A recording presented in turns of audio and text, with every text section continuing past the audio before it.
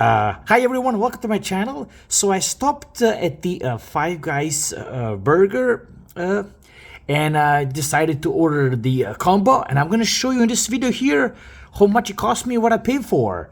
Okay, so this is the picture what I got. So I've got the soda Coke drink here, okay, and I got the cheeseburger, and I got the small fries here, and I got a little dip here of ketchup. Okay, so that's basically how this looks like. Okay, so if I go down further down, now I'm going to show you my receipt and what I paid. Okay, so you see here in the quarter of 2024, that's the date, and here we have it. So the cheeseburger was $12.99.